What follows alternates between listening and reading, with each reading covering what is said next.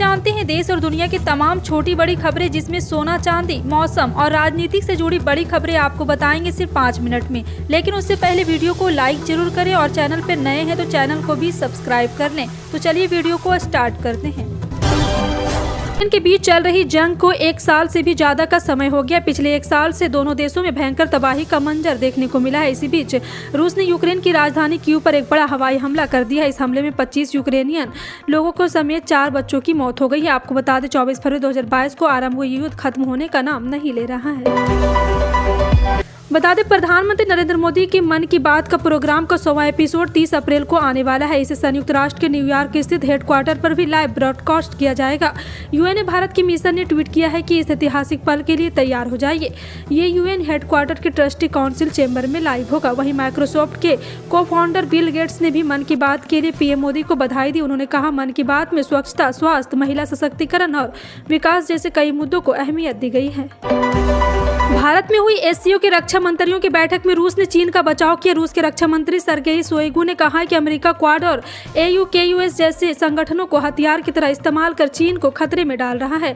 दरअसल भारत भी चीन के खिलाफ बने क्वाड संगठन का सदस्य। रूसी रक्षा मंत्री के बयान के दौरान भारत के रक्षा मंत्री राजनाथ सिंह और चीन के रक्षा मंत्री वहां मौजूद थे। शोइगु ने कहा कि नाटो देश अमेरिका के नेतृत्व में एशिया पैसिफिक में दबदबा बनाना चाहते हैं।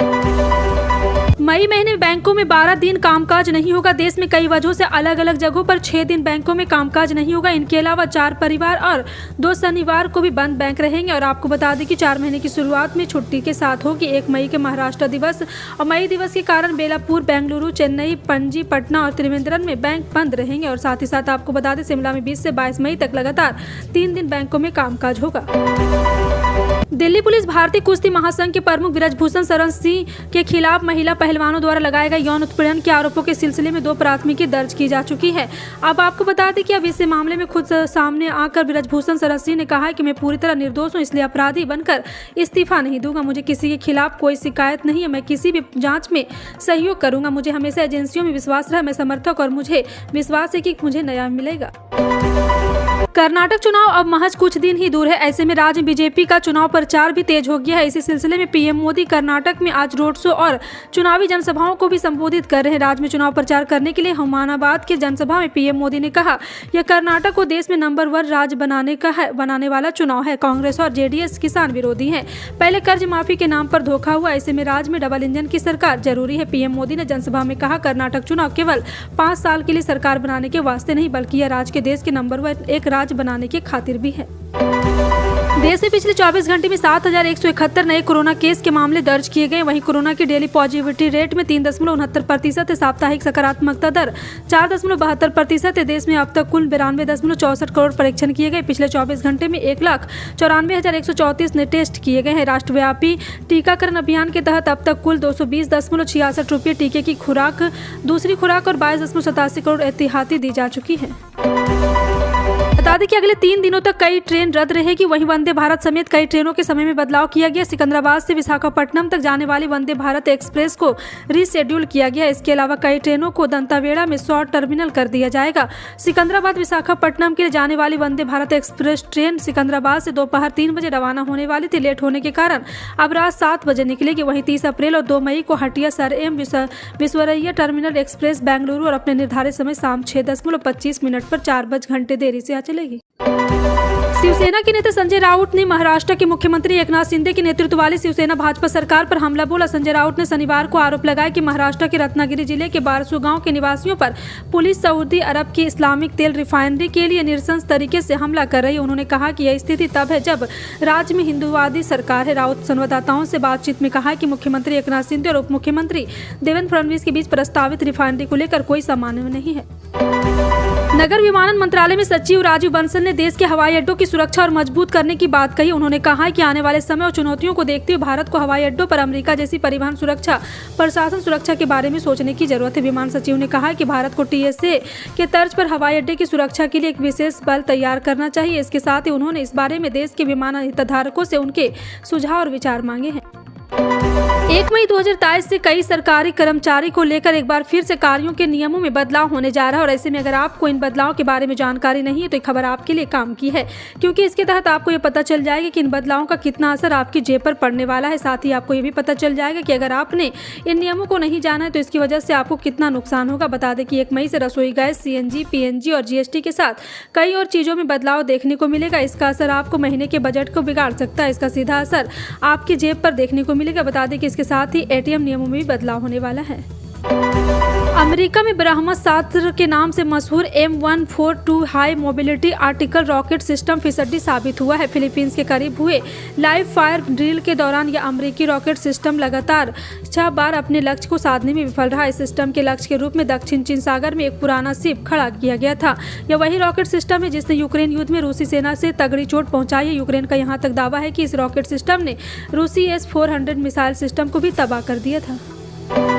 आरजेडी के राष्ट्रीय अध्यक्ष लालू प्रसाद यादव बिहार पहुंच चुके हैं। किंग मेकर की भूमिका में हरदम रहे लालू यादव आज भी उसी भूमिका में है। तभी तो उनके पटना पहुंचने की कुछ ही देर बाद नीतीश कुमार भी उनसे मिलने पहुंच गए। खराब स्वास्थ्य और ढलती उम्र के बावजूद लालू की बिहार में सक्रियता और स्वीकार्यता अचरज पैदा करती है। बंगाल की CM ममता बनर्जी की सलाह पर नीतीश कुमार विपक्षी दलों के बैठक अगले महीने के उत्तरार्ध में बुलाने को तैयार हो गए हैं। भारत की सबसे बड़ी न्यूज एजेंसी ANI का ट्विटर अकाउंट कंपनी ने ब्लॉक कर दिया। ट्विटर अकाउंट कंपनी ने ब्लॉक करते हुए इस बात की जानकारी दी कि ANI के एडिटर स्मिता प्रकाश ने एक ट्वीट के जरिए दी है कि ANI के ट्विटर पर 76 लाख फॉलोअर्स है और ये भारत का सबसे ज्यादा फॉलो किए जाने वाला न्यूज एजेंसी का ट्विटर हैंडल है। दरअसल ट्विटर ने ANI का अकाउंट ब्लॉक करते हुए ये वजह बताई कि ANI का अकाउंट एज रिस्ट्रिक्शन के तहत आता है और ये 13 साल से छोटा है।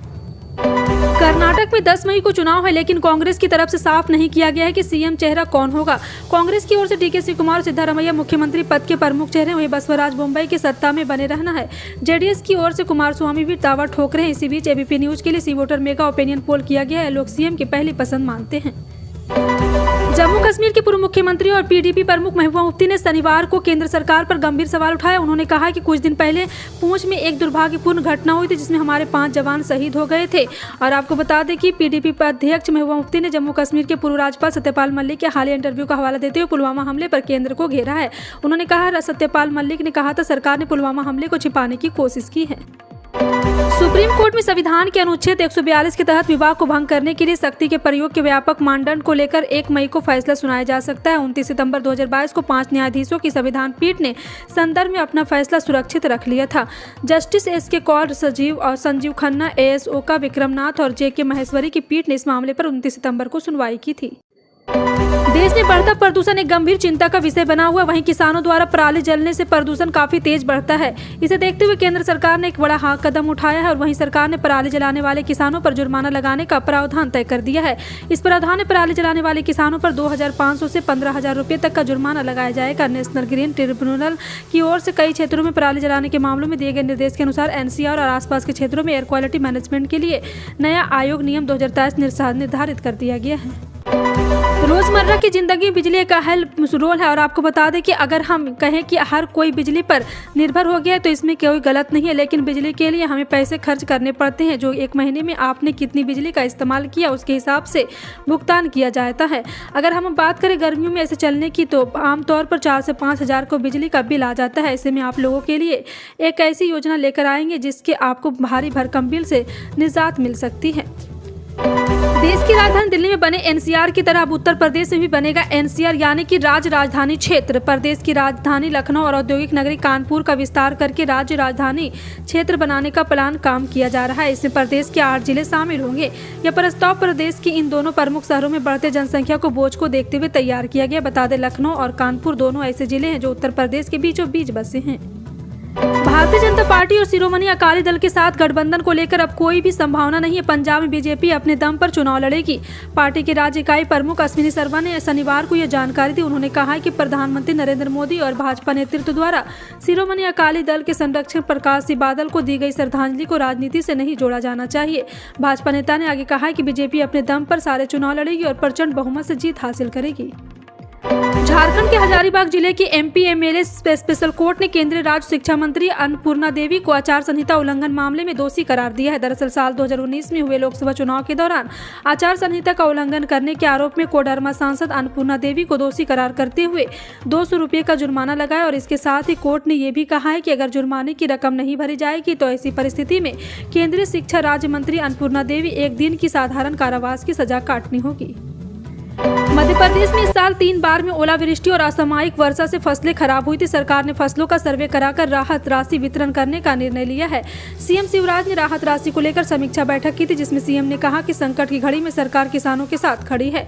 किसानों को संकट से पार ले जाने में कोई कमी नहीं छोड़ी जाएगी। सीएम शिवराज ने कहा, मध्य प्रदेश एकमात्र ऐसा राज्य जहाँ फसलों का नुकसान होने पर किसानों को सबसे अधिक राहत राशि प्रदान की जाती है। इन दौरान सीएम ने 159 करोड़ 52 लाख रुपए की राहत राशि वितरण सिंगल क्लिक से किया है।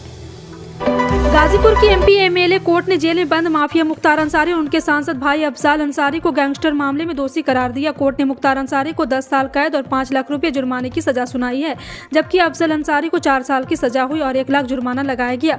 अफजल बसपा से सांसद है। फिलहाल आपका इन सभी खबरों पर क्या कहना है, कमेंट सेक्शन में टाइप करके जरूर बताएं।